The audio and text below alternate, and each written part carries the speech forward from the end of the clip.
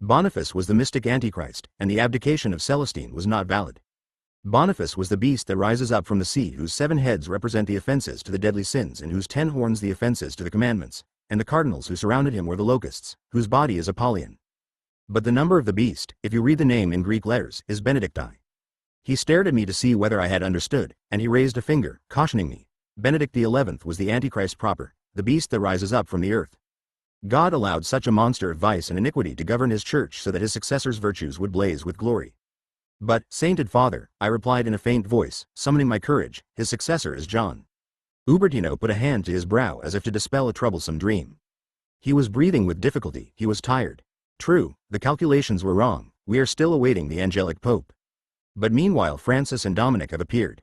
He raised his eyes to heaven and said, as if praying, but I was sure he was quoting a page of his great book on the Tree of Life. Quorum primus seraphiso calculo purgatus et ardor celico inflammatus totum incendere vitibator. Secundus vero verbo predicationis fecundus supermundi tenebras clarius radiavit. Yes, these were the promises. The angelic pope must come. And so be it, Ubertino, William said.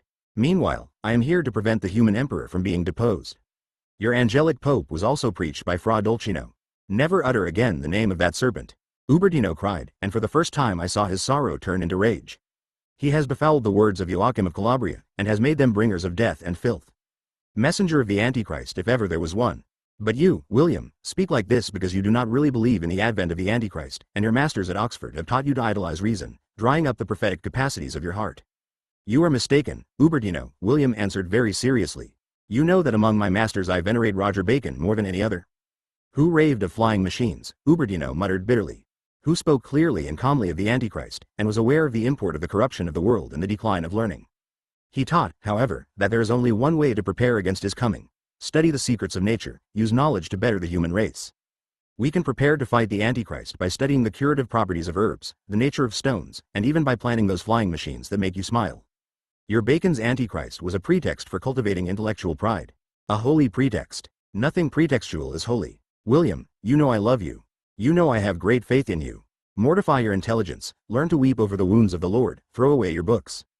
I will devote myself only to yours. William smiled. Ubertino also smiled and waved a threatening finger at him. Foolish Englishman, do not laugh too much at your fellows.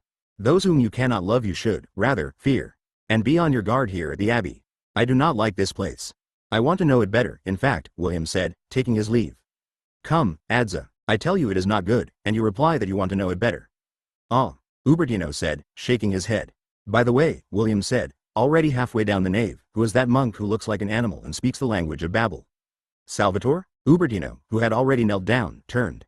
I believe he was a gift of mine to this abbey, along with the cellarer.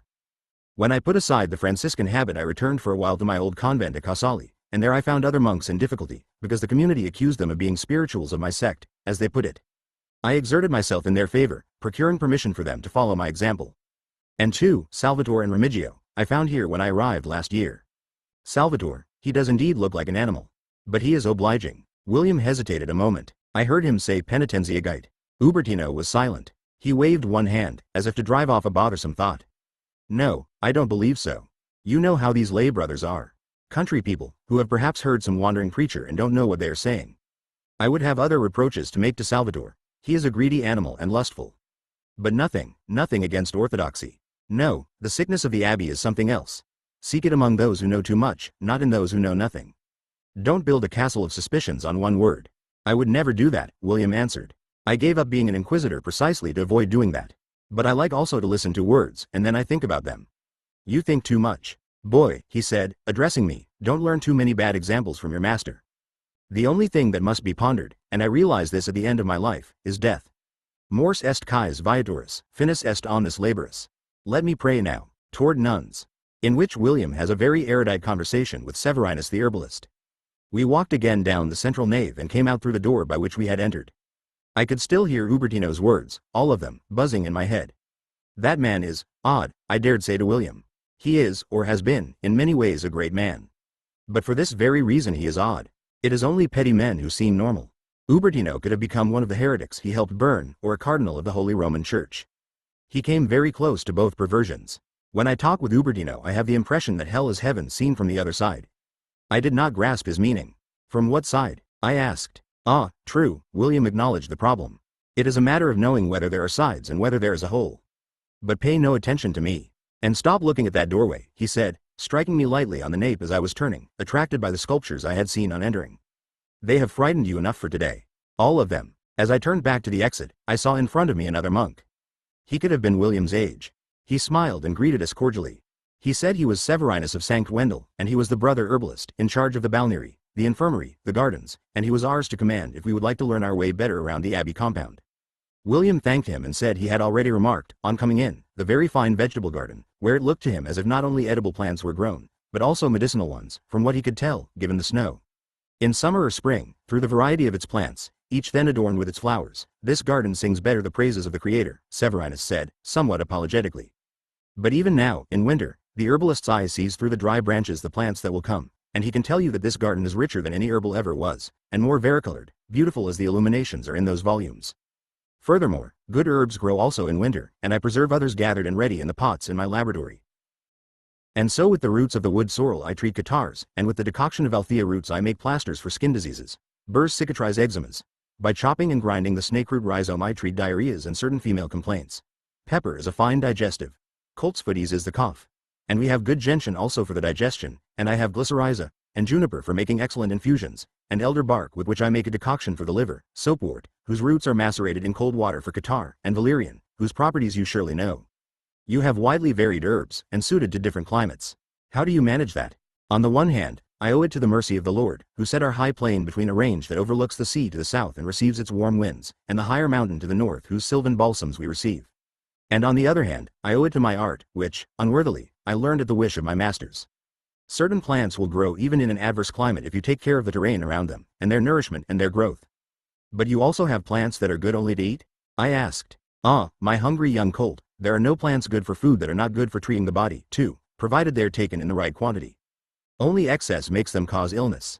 Consider the pumpkin. It is cold and damp by nature and slakes thirst, but if you eat it when rotten it gives you diarrhea and you must bind your viscera with a paste of brine and mustard. And onions? Warm and damp, in small quantities they enhance coitus, for those who have not taken our vows, naturally, but too many bring on a heaviness of the head, to be combated with milk and vinegar. A good reason, he added slyly, why a young monk should always eat them sparingly. Eat garlic instead. Warm and dry, it is good against poisons. But do not use it to excess, for it causes too many humors to be expelled from the brain. Beans, on the contrary, produce urine and are fattening, two very good things. But they induce bad dreams. Far less, however, than certain other herbs. There are some that actually provoke evil visions. Which? I asked. Aha, our novice wants to know too much. These are things that only the herbalist must know. Otherwise any thoughtless person could go about distributing visions, in other words, lying with herbs. But you need only a bit of nettle, William said then, or roibra or olearibus to be protected against such visions. I hope you have some of these good herbs. Severinus gave my master a sidelong glance. You are interested in herbalism? Just a little, William said modestly, since I came upon the Theatrum Sanitatis of Ububchasim de Baldic. Abul Asan al-Muchtar ibn Batlan. Or Elukasim al-Limitar, as you prefer. I wonder whether a copy is to be found here. One of the most beautiful.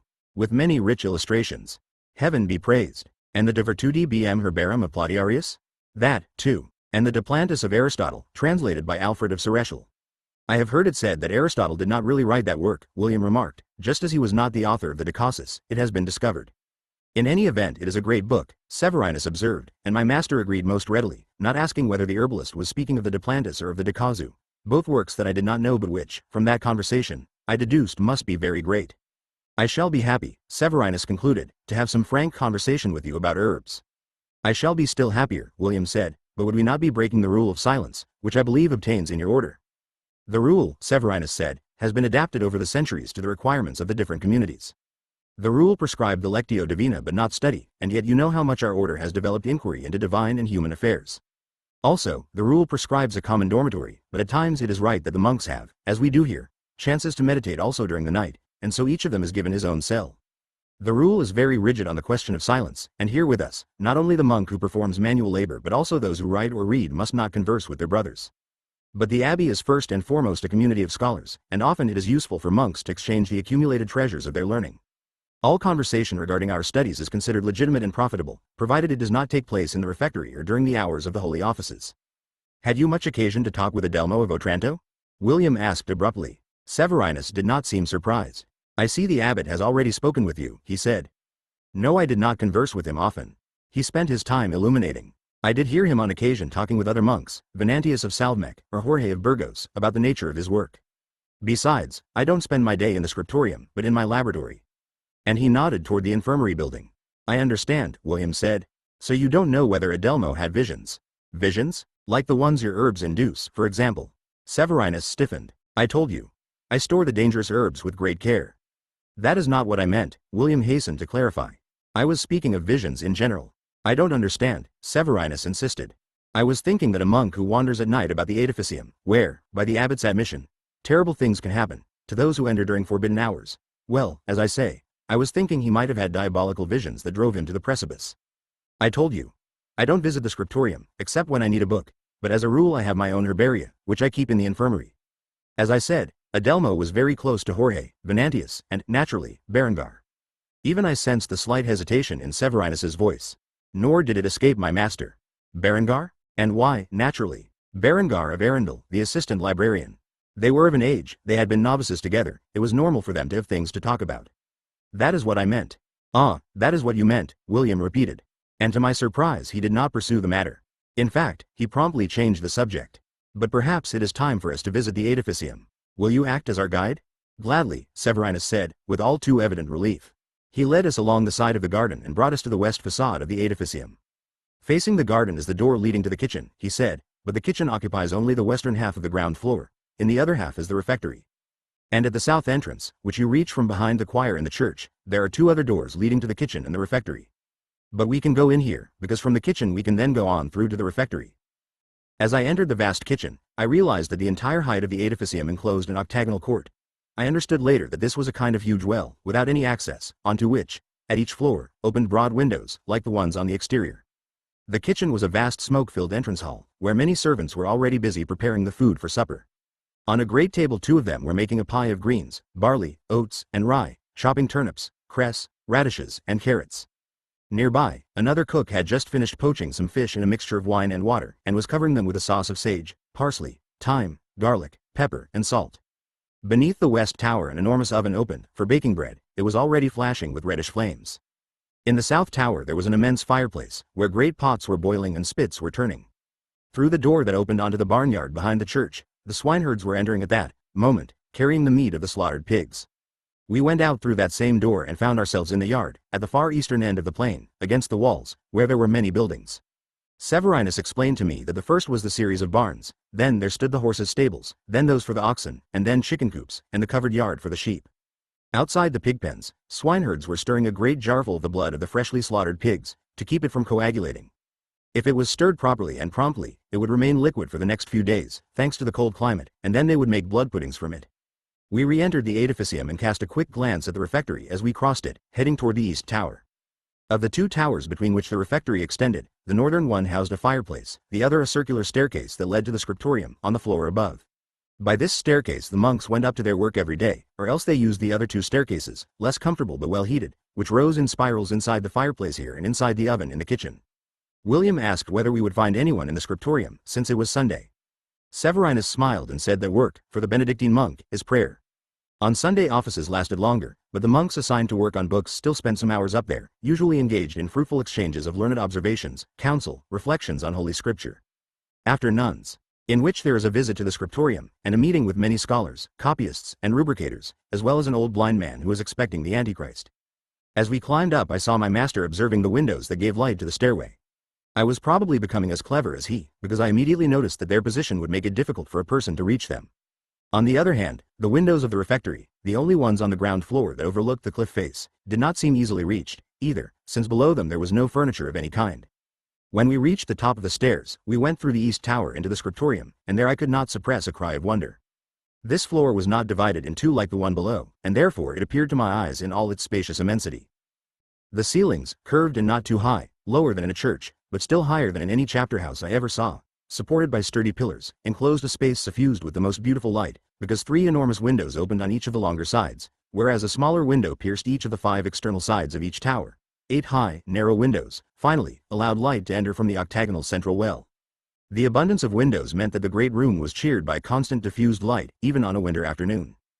The panes were not colored like church windows, and the lead-framed squares of clear glass allowed the light to enter in the purest possible fashion, not modulated by human art, and thus to serve its purpose, which was to illuminate the work of reading and writing.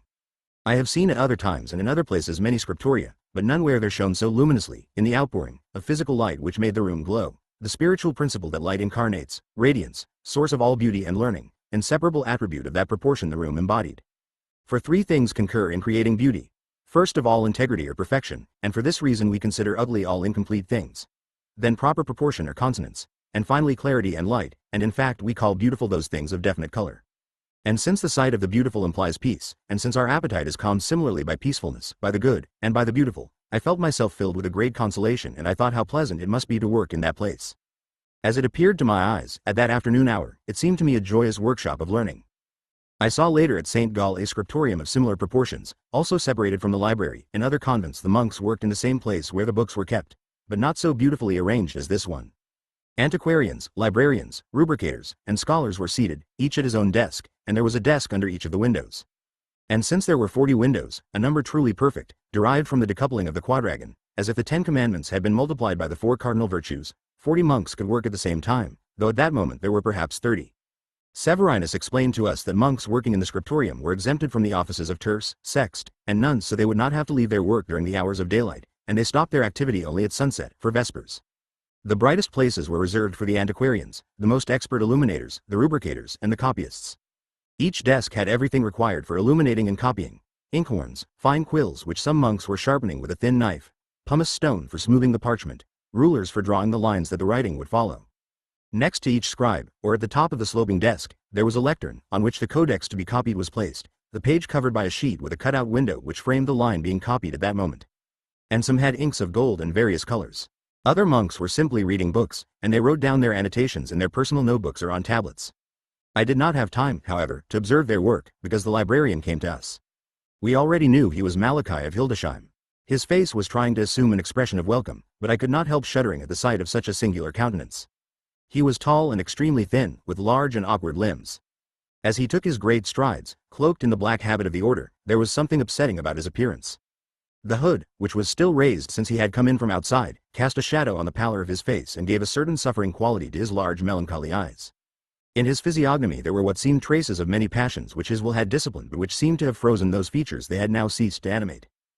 Sadness and severity predominated in the lines of his face, and his eyes were so intense that with one glance they could penetrate the heart of the person speaking to him, and read the secret thoughts, so it was difficult to tolerate their inquiry and one was not tempted to meet them a second time. The librarian introduced us to many of the monks who were working at that moment. Of each, Malachi also told us what task he was performing, and I admired the deep devotion of all to knowledge and to the study of the divine word. Thus I met Venantius of Salmec, translator from the Greek and the Arabic, devoted to that Aristotle who surely was the wisest of all men. Benno of Uppsala, a young Scandinavian monk who was studying rhetoric. Imaro of Alessandria, who had been copying works on loan to the library for a few months only, and then a group of illuminators from various countries: Patrick of Clonmacnois, Rabbano of Toledo, Magnus of Iona, Waldo of Hereford. The list could surely go on, and there is nothing more wonderful than a list, instrument of wondrous hypotyposis.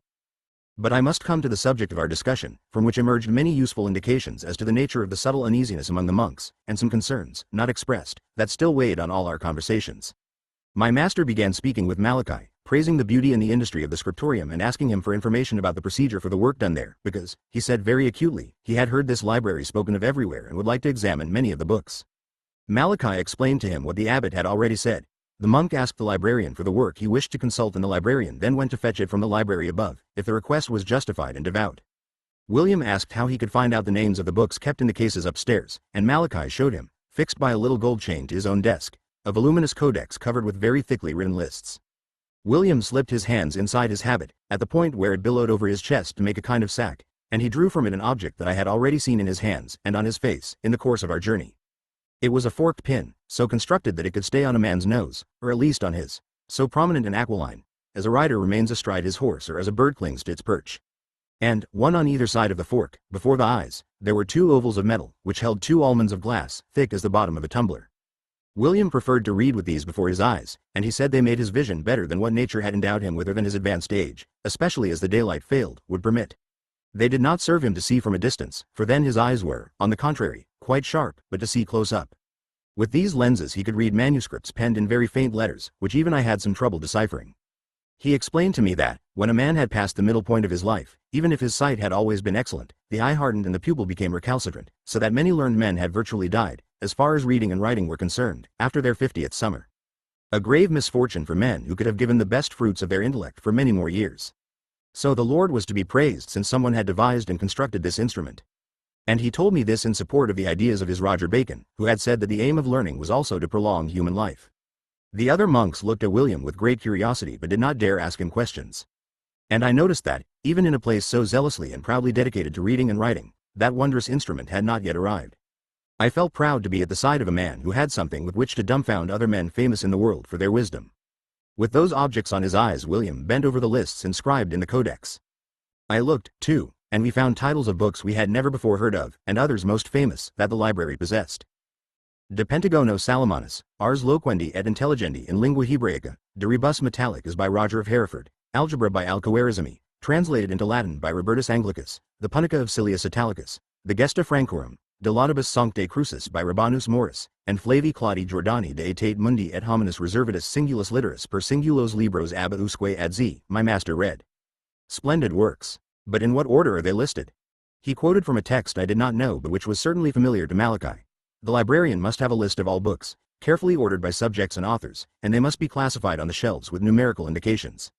How do you know the collocation of each book? Malachi showed him some annotations beside each title. I read, E. IV Gratis, V in Prima Grecorum, E. V Gratis, 7 in Tertia Anglorum, and so on. I understood that the first number indicated the position of the book on the shelf or gratis, which was in turn indicated by the second number, while the case was indicated by the third number. And I understood also that the other phrases designated a room or a corridor of the library, and I made bold to ask further information about these last distinctions. Malachi looked at me sternly.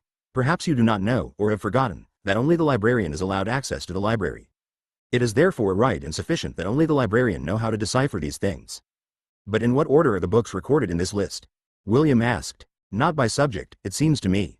He did not suggest an order by author, following the same sequence as the letters of the alphabet, for this is a system I have seen adopted only in recent years, and at that time it was rarely used.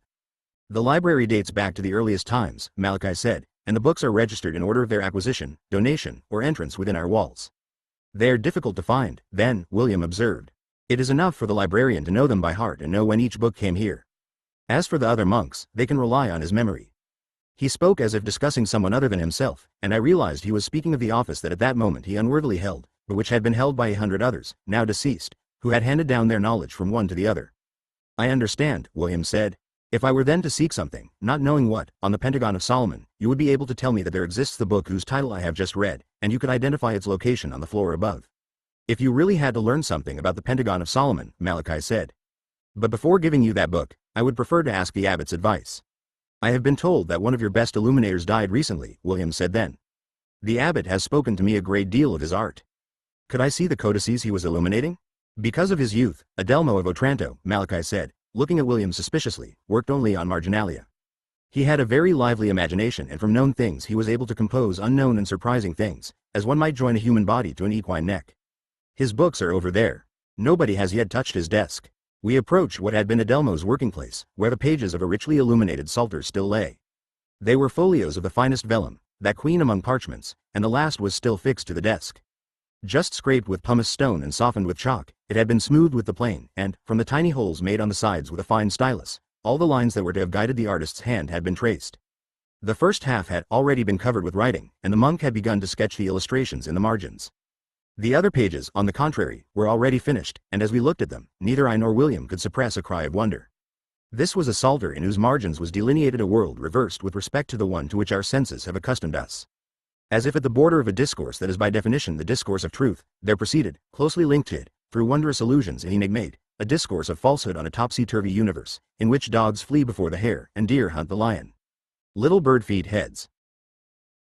Animals with human hands on their back, hirsute pates from which feet sprout, zebra-striped dragons, quadrupeds with serpentine necks twisted in 1,000 inextricable knots, monkeys with stag's horns, sirens in the form of fowl with membranous winds, armless men with other human bodies emerging from their backs like humps, and figures with tooth-filled mouths on the belly, humans with horses' heads, and horses with human legs, fish with birds' wings and birds with fishtails, monsters with single bodies and double heads or single heads and double bodies, cows with cock's tails and butterfly wings, Women with heads scaly as a fish's back, two-headed chimeras interlaced with dragonflies with lizard snouts, centaurs, dragons, elephants, manticores stretched out on tree branches, griffins whose tails turned into an archer in battle array, diabolical creatures with endless necks, sequences of anthropomorphic animals and zoomorphic dwarfs joined, sometimes on the same page, with scenes of rustic life in which you saw, depicted with such impressive vivacity that the figures seemed alive, all the life of the fields, plowmen, fruit gatherers, harvesters, spinning women, sowers alongside foxes, and martens armed with crossbows who were scaling the walls of a towered city defended by monkeys.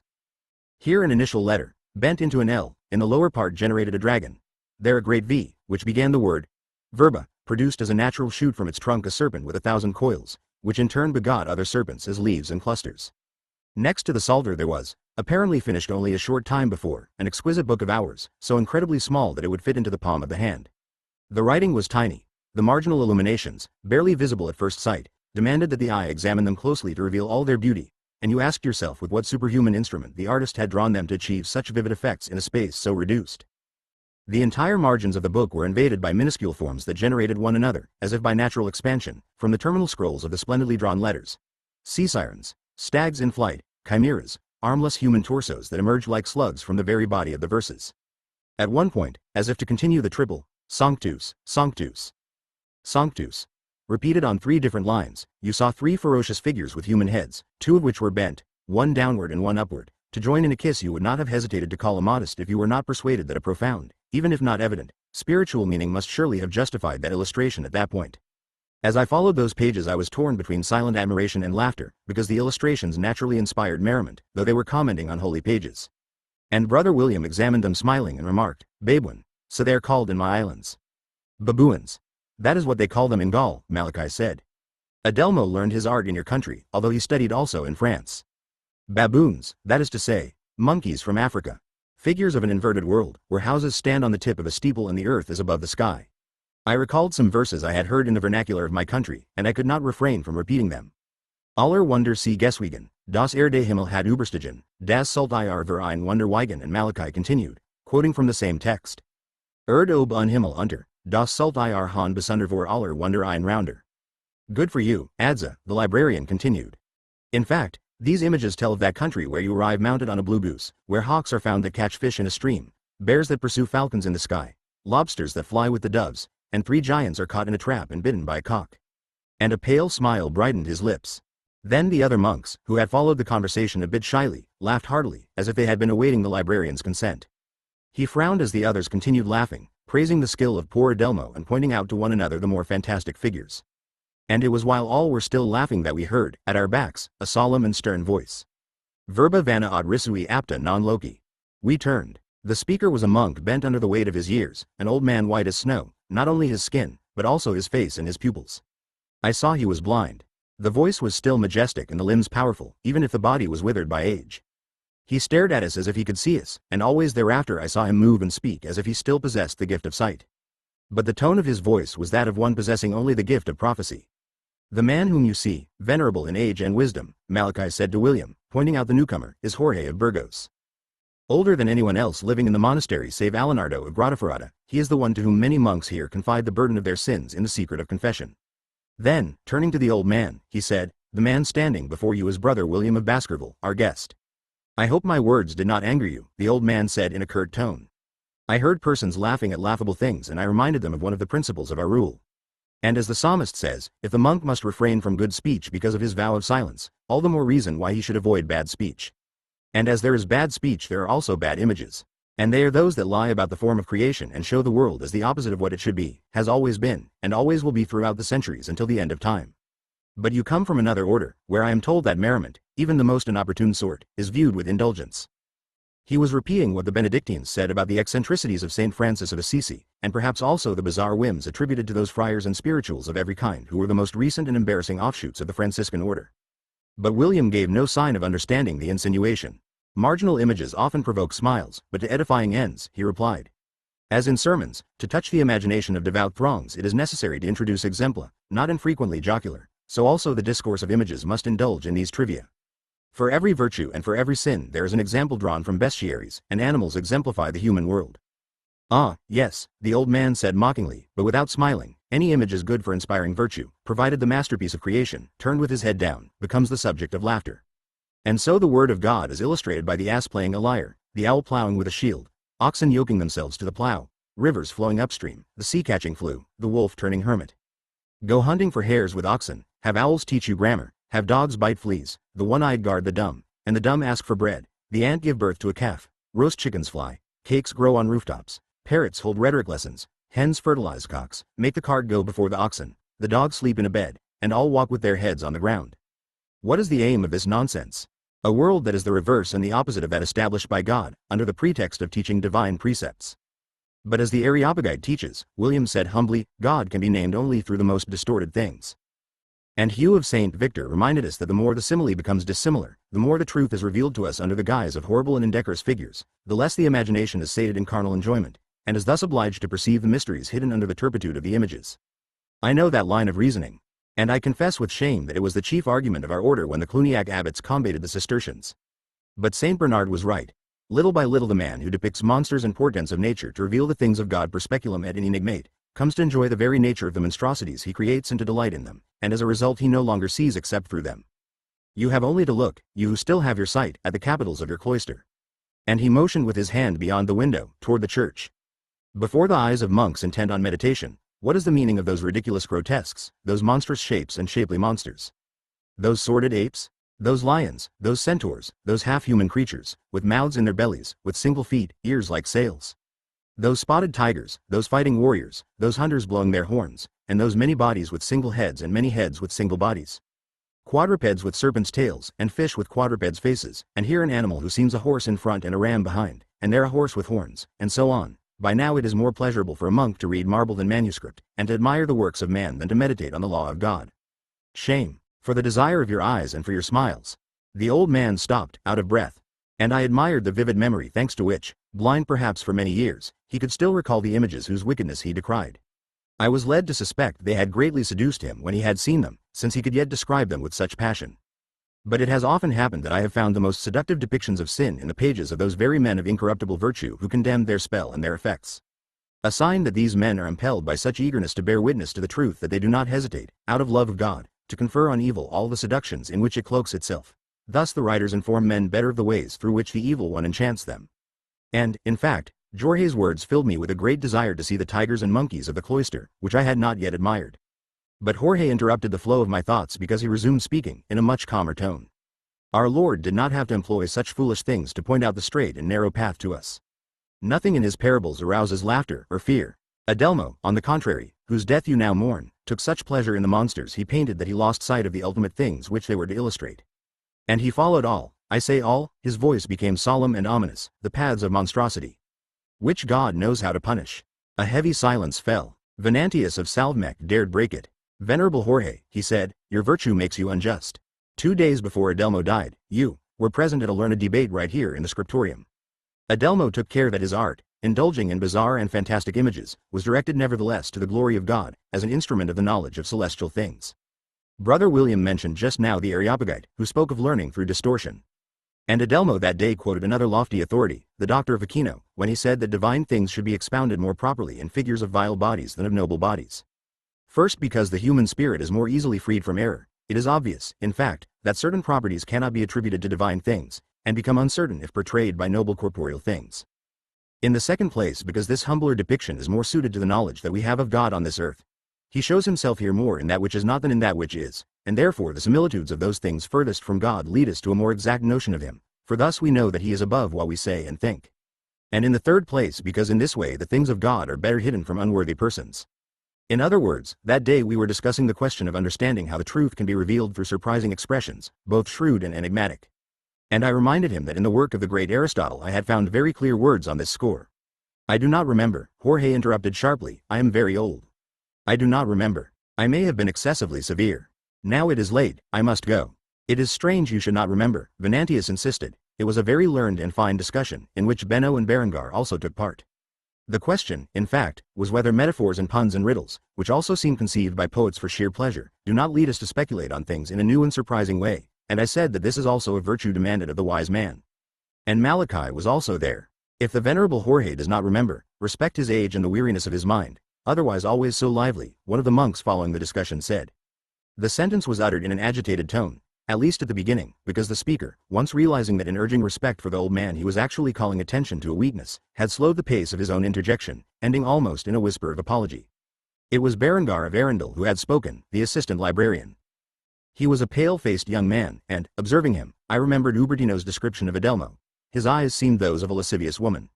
Made shy, for everyone was now looking at him, he held the fingers of both hands enlaced like one wishing to suppress an internal tension. Venantius's reaction was unusual. He gave Berengar a look that made him lower his eyes. Very well, brother, he said, if memory is a gift of God, then the ability to forget can also be good, and must be respected. I respect it in the elderly brother to whom I was speaking. But from you I expected a sharper recollection of the things that happened when we were here with a dear friend of yours. I could not say whether Venantius underlined with his tone the word, dear. The fact is that I sensed an embarrassment among those present. Each looked in a different direction, and no one looked at Berengar, who had blushed violently. Malachi promptly spoke up, with authority. Come, Brother William, he said, I will show you other interesting books. The group dispersed. I saw Berengar give Venantius a look charged with animosity, and Venantius return the look, silent and defiant. Seeing that old Jorge was leaving, I was moved by a feeling of respectful reverence, and bowed to kiss his hand. The old man received the kiss, put his hand on my head, and asked who I was. When I told him my name, his face brightened. You bear a great and very beautiful name, he said. Do you know who Adza of Montier and Dur was? He asked. I did not know, I confess. So Jorge added, he was the author of a great and awful book, the Libellus de Anticristo, in which he foresaw things that were to happen, but he was not sufficiently heeded. The book was written before the millennium, William said, and those things did not come to pass. For those who lack eyes to see, the blind man said. The ways of the Antichrist are slow and tortuous. He arrives when we do not expect him, not because the calculation suggested by the apostle was mistaken, but because we have not learned the art. Then he cried, in a very loud voice, his face turned toward the hall, making the ceiling of the scriptorium re-echo. He is coming. Do not waste your last days laughing at little monsters with spotted skins and twisted tails. Do not squander the last 7 days. Vespers, in which the rest of the abbey is visited. William comes to some conclusions about Adelmo's death. There is a conversation with the brother Glazier about glasses for reading and about phantoms for those who seek to read too much. At that point the bell rang for vespers and the monks prepared to leave their desks. Malachi made it clear to us that we, too, should leave. He would remain with his assistant, Berengar, to put things back in order, those were his words, and arrange the library for the night. William asked him whether he would be locking the doors. There are no doors that forbid access to the scriptorium from the kitchen and the refectory, or to the library from the scriptorium. Stronger than any door must be the abbot's prohibition. And the monks need both the kitchen and the refectory until Compline. At that point, to prevent entry into the edificium by outsiders or animals, for whom the interdiction is not valid, I myself lock the outside doors, which open into the kitchen and the refectory, and from that hour on the edificium remains isolated. We went down. As the monks headed toward the choir, my master decided the Lord would forgive us if we did not attend holy office. The Lord had a great deal to forgive us in the days that followed, and he suggested I walk a bit with him over the grounds, so that we might familiarize ourselves with the place. The weather was turning bad. A cold wind had risen and the sky was becoming foggy. The sun could be sensed, setting beyond the vegetable gardens, and toward the east it was already growing dark as we proceeded in that direction, flanking the choir of the church and reaching the rear part of the grounds. There, almost against the outside wall, where it joined the east tower of the edificium, were the stables. The swineherds were covering the jar containing the pig's blood. We noticed that behind the stables the outside wall was lower, so that one could look over it. Beyond the sheer drop of the walls, the terrain that sloped dizzyingly down was covered with loose dirt that the snow could not completely hide. I realized this was the pile of old straw, which was thrown over the wall at that point and extended down to the curve where the path taken by the fugitive Brunellus began. In the stalls nearby, the grooms were leading the animals to the manger. We followed the path along which, toward the wall, the various stalls were located. To the right, against the choir, were the dormitory of the monks and the latrines. Then, as the east wall turned northward, at the angle of the stone girdle, was the smithy. The last smiths were putting down their tools and extinguishing the fires, about to head for the holy office. William moved with curiosity toward one part of the smithy, almost separated from the rest of the workshop, where one monk was putting away his things. On his table was a very beautiful collection of multicolored pieces of glass, of tiny dimensions, but larger panes were set against the wall. In front of him there was a still unfinished reliquary of which only the silver skeleton existed, but on it he had obviously been setting bits of glass and stones, which his instruments had reduced to the dimensions of gems. Thus we met Nicholas of Morimondo, master glazier of the abbey. He explained to us that in the rear part of the forge they also blew glass, whereas in this front part, where the smiths worked, the glass was fixed to the leads, to make windows. But, he added, the great works of stained glass that adorned the church and the edificium had been completed at least 2 centuries before. Now he and the others confined themselves to minor tasks, and to repairing the damage of time. And with great difficulty, he added, because it's impossible now to find the colors of the old days, especially the remarkable blue you can still see in the choir, so limpid that, when the sun is high, it pours a light of paradise into the nave. The glass on the west side of the nave, restored not long ago, is not of the same quality, and you can tell, on summer days. It's hopeless, he went on. We no longer have the learning of the ancients, the age of giants is past. We are dwarfs, William admitted, but dwarfs who stand on the shoulders of those giants, and small though we are, we sometimes manage to see farther on the horizon than they. Tell me what we can do better than they were able to do, Nicholas exclaimed. If you go down to the crypt of the church, where the abbey's treasure is kept, you will find reliquaries of such exquisite craftsmanship that the little monstrosity I am now cobbling up, he nodded toward his own work on the table, will seem a mockery of those. It is not written that master glazers must go on making windows, and goldsmiths reliquaries, since the masters of the past were able to produce such beautiful ones, destined to last over the centuries. Otherwise, the earth would become filled with reliquaries in a time when saints from whom to take relics are so rare, William jested. Nor will windows have to be soldered forever. But in various countries I have seen new works made of glass which suggest a future world where glass will serve not only for holy purposes but also as a help for man's weakness. I want to show you a creation of our own times, of which I am honored to own a very useful example.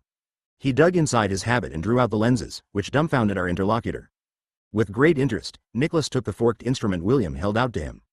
Oculi de vitro cum capsula, he cried. I had heard tell of them from a brother Jordan I met in Pisa. He said it was less than 20 years since they had been invented. But I spoke with him more than 20 years ago. I believe they were invented much earlier, William said, but they are difficult to make, and require highly expert master glazers. They cost time and labor. 10 years ago a pair of these glasses ab oculis ad legendum were sold for 6 Bolognese crowns. I was given a pair of them by a great master, Salvinus of the Armati, more than 10 years ago, and I have jealously preserved them all this time, as if they were, as they now are, a part of my very body. I hope you will allow me to examine them one of these days. I would be happy to produce some similar ones, Nicholas said, with emotion. Of course, William agreed, but mind you, the thickness of the glass must vary according to the eye it is to serve, and you must test many of these lenses, trying them on the person until the suitable thickness is found. What a wonder, Nicholas continued, and yet many would speak of witchcraft and diabolical machination. You can certainly speak of magic in this device, William allowed. But there are two forms of magic. There is a magic that is the work of the devil and which aims at man's downfall through artifices of which it is not licit to speak. But there is a magic that is divine, where God's knowledge is made manifest through the knowledge of man, and it serves to transform nature, and one of its ends is to prolong man's very life. And this is holy magic, to which the learned must devote themselves more and more, not only to discover new things but also to rediscover many secrets of nature that divine wisdom had revealed to the Hebrews, the Greeks, to other ancient peoples, and even, today, to the infidels. And I cannot tell you all the wonderful things on optics and the science of vision to be read in the books of the infidels. And of all this learning Christian knowledge must regain possession, taking it from the pagans and the infidels tamquam ab injustus possessoribus. But why don't those who possess this learning communicate it to all the people of God? Because not all the people of God are ready to accept so many secrets, and it has often happened that the possessors of this learning have been mistaken for necromancers in league with the devil, and they have paid with their lives for their wish to share with others their store of knowledge.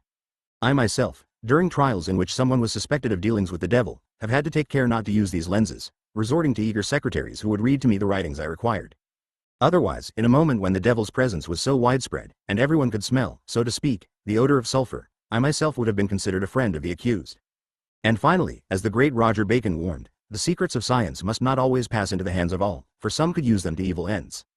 Often the learned man must make seem magic certain books that are not magic, but simply good science, in order to protect them from indiscreet eyes. You fear the simple can make evil use of these secrets, then?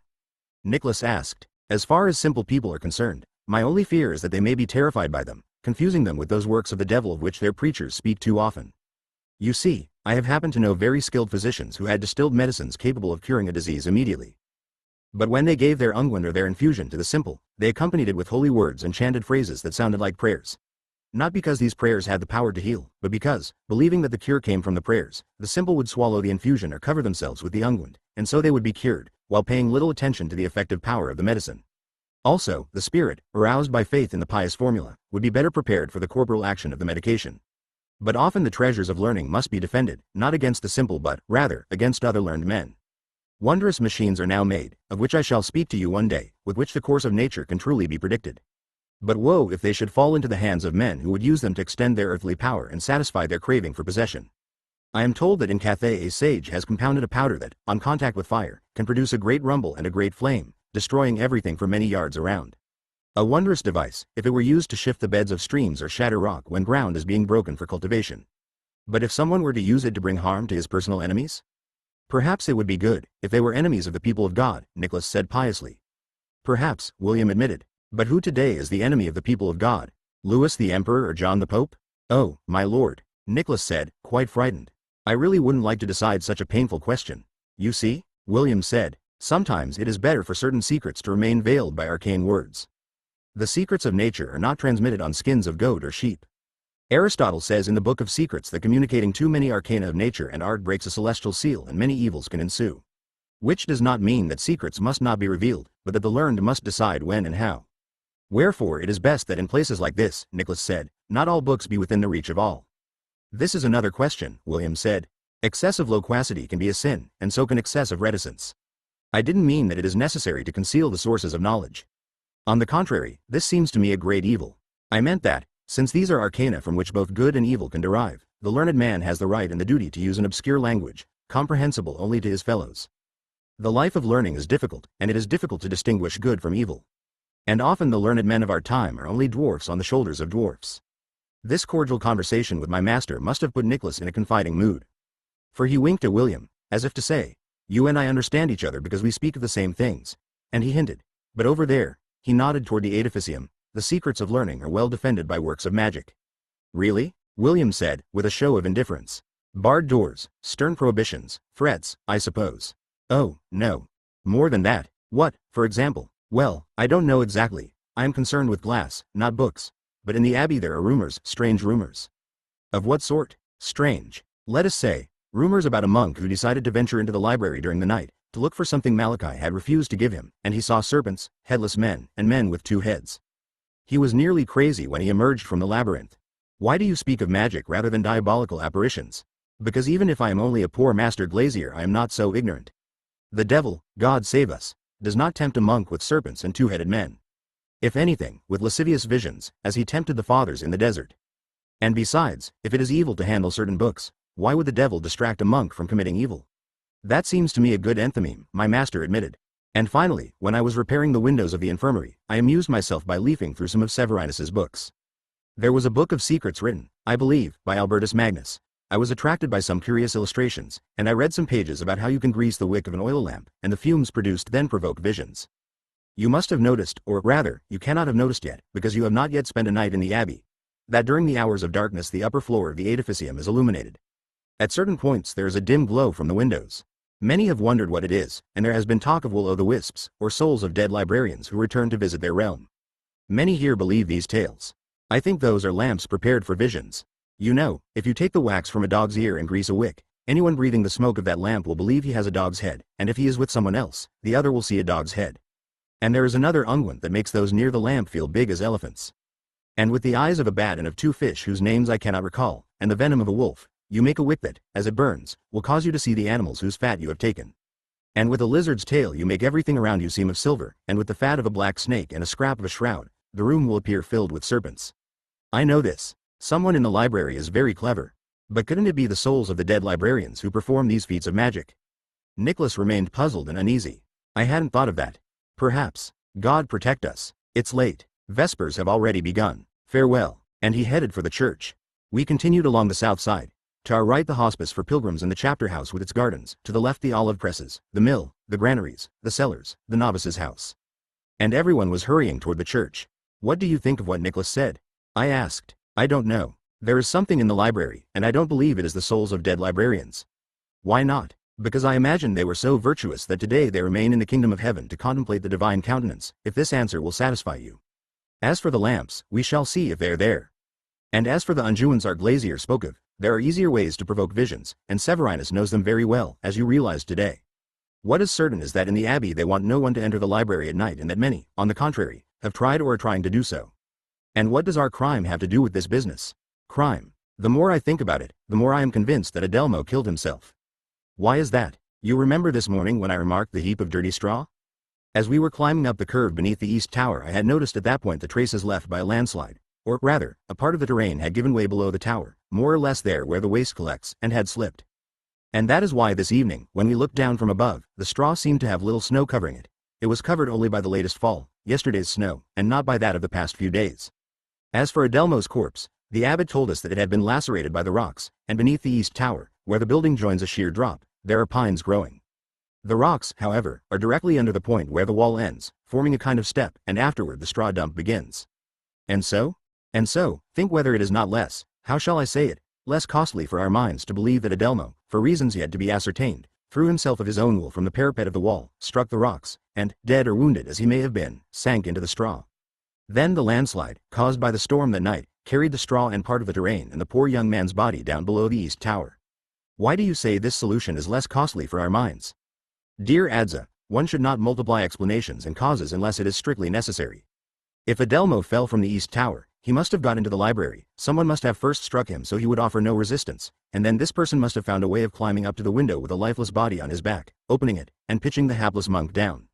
But with my hypothesis we need only Adelmo, his decision, and a shift of some land. Everything is explained, using a smaller number of causes. But why would he have killed himself? But why would anyone have killed him? In either case reasons have to be found. And it seems to me beyond doubt that they existed. In the edificium there is an atmosphere of reticence, they are all keeping something quiet. Meanwhile, we have already collected a few insinuations, quite vague, to be sure, about some strange relationship between Adelmo and Berengar. That means we will keep an eye on the assistant librarian. While we were talking in this fashion, the office of Vespers ended. The servants were going back to their tasks before retiring for supper, the monks were heading for the refectory. The sky was now dark and it was beginning to snow. A light snow, in soft little flakes, which must have continued, I believe, for most of the night, because the next morning all the grounds were covered with a white blanket, as I shall tell. I was hungry and welcomed with relief the idea of going to table.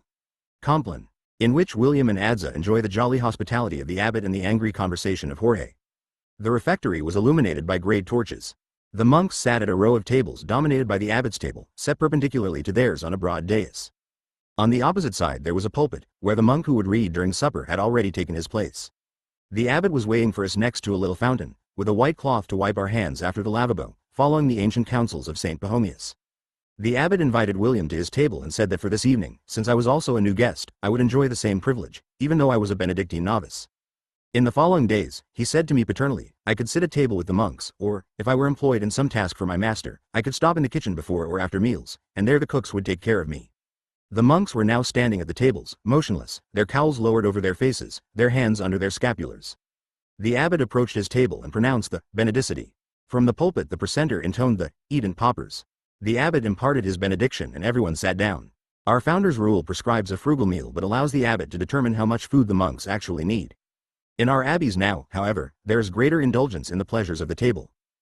I will not speak of those that, unfortunately, have been transformed into dens of gluttony, but even those that follow standards of penance and virtue provide the monks, almost always engaged in taxing intellectual labors, with a nourishment not a feed but substantial. On the other hand, the abbot's table is always favored, not least because honored guests frequently sit there, and the abbeys take pride in the produce of their lands and their barns, and in the skill of their cooks. The monks' meal proceeded in silence, as is customary. They communicated among themselves with the usual alphabet of fingers. The novices and younger monks were served first, immediately after the dishes meant for all had been passed at the abbot's table. With us at the abbot's table sat Malachi, the cellarer, and the two oldest monks, Jorge of Burgos, the venerable blind man I had met in the scriptorium, and Alenardo of Grottaferrata. Ancient, almost a centenarian, lame, and fragile-looking, and, it seemed to me, addled. The abbot told us that, having come to the abbey as a novice, Alenardo had lived there always and recalled almost 80 years of its events. The abbot told us these things in a whisper at the beginning, because afterward he observed the custom of our order and followed the reading in silence. But, as I said, certain liberties were taken at the abbot's table, and we praised the dishes we were offered as the abbot extolled the quality of his olive oil, or of his wine. Indeed, once, as he poured some for us, he recalled for us that passage in the rule where the holy founder observed that wine, to be sure, is not proper for monks, but since the monks of our time cannot be persuaded not to drink, they should at least not drink their fill, because wine induces even the wise to apostasy, as Ecclesiastes reminds us. Benedict said, of our time, referring to his own day, now very remote. You can imagine the time in which we were supping at the abbey, after such decadence of behavior, and I will not speak of my time, in which I write, except to say that here at Melk there is greater indulgence in beer. In short, we drank without excess but not without enjoyment. We ate meat cooked on the spit, freshly slaughtered pigs, and I realized that in cooking other foods they did not use animal fats or rape oil but good olive oil, which came from lands the abbey owned at the foot of the mountain toward the sea. The abbot made us taste, reserved for his table, the chicken I had seen being prepared in the kitchen. I saw that he also possessed a metal fork, a great rarity, whose form reminded me of my master's glasses. A man of noble extraction, our host did not want to soil his hands with food, and indeed offered us his implement, at least to take the meat from the large plate and put it in our bowls. I refused, but I saw that William accepted gladly and made nonchalant use of that instrument of great gentlemen, perhaps to show the abbot that not all Franciscans were men of scant education or humble birth. In my enthusiasm for all these fine foods, after several days of travel in which we had eaten what we could find, I had been distracted from the reading, which meanwhile continued devoutly. I was reminded of it by a vigorous grunt of assent from Jorge, and I realized we had reached the point at which a chapter of the rule is always read. I understood why Jorge was so content, since I had listened to him that afternoon. The reader was saying, "Let us imitate the example of the prophet, who says, 'I have decided, I shall watch over my ways so as not to sin with my tongue. I have put a curb upon my mouth, I have fallen dumb, humbling myself, I have refrained from speaking even of honest things.'" And if in this passage the prophet teaches us that sometimes our love of silence should cause us to refrain from speaking even of licit things, how much more should we refrain from illicit talk, to avoid the chastisement of this sin? And then he continued, "But vulgarities, nonsense, and jests we condemn to perpetual imprisonment in every place, and we do not allow the disciple to open his mouth for speech of this sort." And this goes for the marginalia we were discussing today. Jorge could not keep from commenting in a low voice.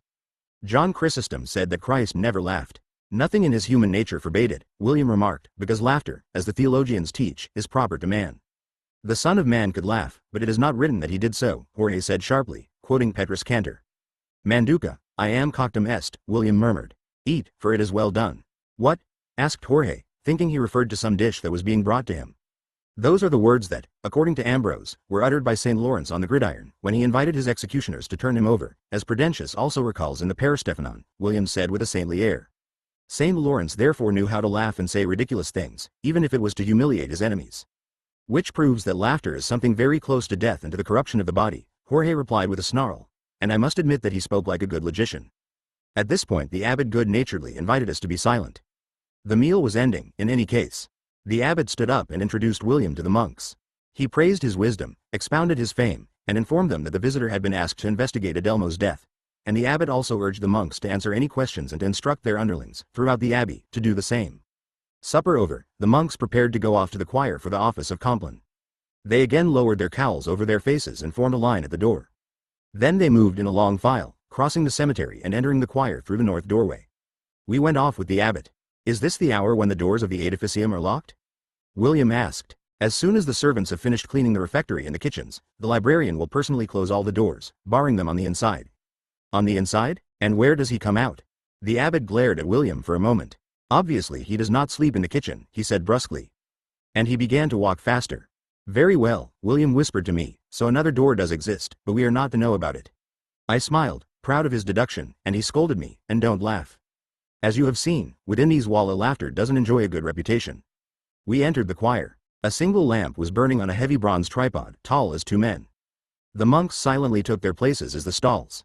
Then the abbot gave a signal, and the precentor intoned, "Tu autem Domini miserere nobis." The abbot replied, "Auditorium nostrum in nomine Domini," and all continued, in chorus, with, "Qui fecit caelum et terram." Then the chanting of the psalms began. "When I call thee answer me, O God of my justice. I shall thank thee, Lord, with all my heart. Come bless the Lord, all ye servants of the Lord." We had not sat in the stalls, but had withdrawn into the main nave. From there, we suddenly glimpsed Malachi emerging from the darkness of a side chapel. "Keep your eye on that spot," William said to me. "There could be a passage leading to the edificium." "Under the cemetery? And why not? In fact, now that I think about it, there must be an ossarium somewhere. They can't possibly have buried all their monks for centuries in that patch of ground." "But do you really want to enter the library at night?" I asked, terrified. "Where there are dead monks and serpents and mysterious lights, my good Adza." "No, my boy. I was thinking about it today, and not from curiosity but because I was pondering the question of how Adelmo died. Now, as I told you, I tend toward a more logical explanation, and, all things considered, I would prefer to respect the customs of this place." "Then why do you want to know?" "Because learning does not consist only of knowing what we must or we can do, but also of knowing what we could do and perhaps should not do." Second day. Matins, in which a few hours of mystic happiness are interrupted by a most bloody occurrence.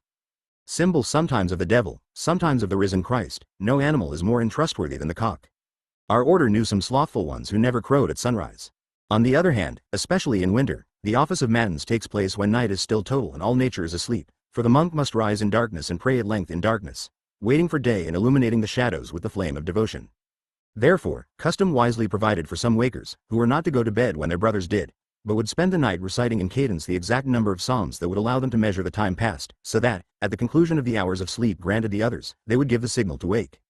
So that night we were waked by those who moved through the dormitory in the pilgrim's house ringing a bell, as one monk went from cell to cell shouting, Benedicamus Domino, to which each answered, Deo gratias. William and I followed the Benedictine custom. In less than half an hour we prepared to greet the new day, then we went down into the choir, where the monks, prostrate on the floor, reciting the first 15 psalms, were waiting until the novices entered led by their master. Then each sat in his regular stall and the choir chanted, Domini labia mea aperis et os meum enunciabit laudum tuum. The cry rose toward the vaulted ceiling of the church like a child's plea. 2 monks climbed to the pulpit and intoned the 94th psalm, Venit exultamus, which was followed by the others prescribed. And I felt the warmth of renewed faith. The monks were in the stalls, 60 figures made indistinguishable by their habits and cowls, 60 shadows barely illuminated by the fire from the great tripod, 60 voices joined in praise of the Almighty.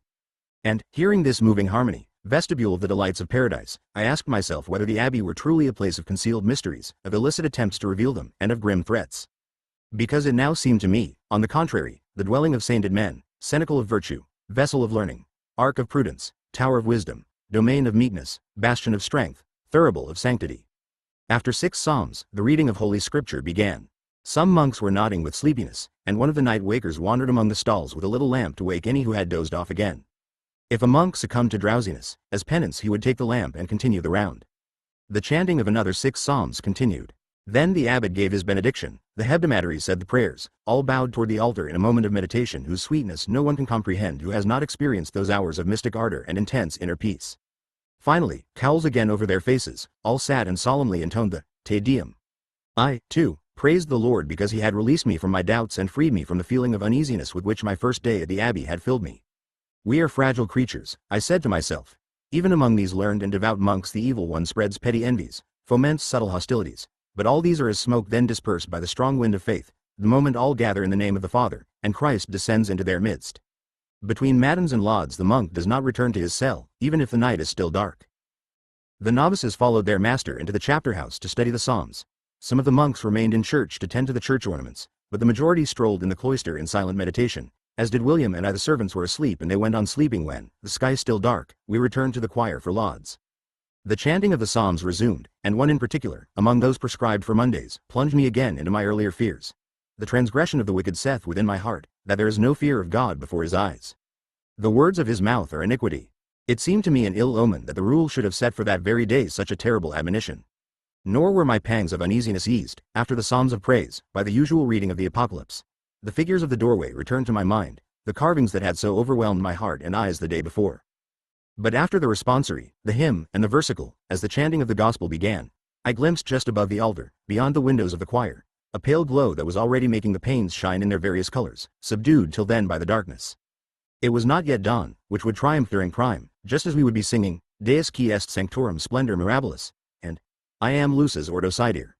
It was barely the first faint herald of a winter daybreak, but it was enough, and the dim penumbra now replacing the night's darkness in the nave was enough to relieve my heart. We sang the words of the divine book and, as we were bearing witness to the word come to enlighten all peoples, it was as if the day star in all its splendor were invading the temple. The light, still absent, seemed to me to shine in the words of the canticle, mystic, scented lily that opened among the arches of the vaults. I thank thee, O Lord, for this moment of ineffable joy. I prayed silently, and said to my heart, foolish heart, what do you fear? Suddenly some noises were heard from the direction of the north door. I wondered why the servants, preparing for their work, disturbed the sacred functions in this way. At that moment 3 swineherds came in, terror on their faces. They went to the abbot and whispered something to him. The abbot first calmed them with a gesture, as if he did not want to interrupt the office, but other servants entered, and the shouts became louder. A man, a dead man, some were saying. And others, a monk. You saw the sandals? Prayers stopped, and the abbot rushed out, motioning the cellarer to follow him. William went after them, but by now the other monks were also leaving air stalls and hurrying outside. The sky was now light, and the snow on the ground made the compound even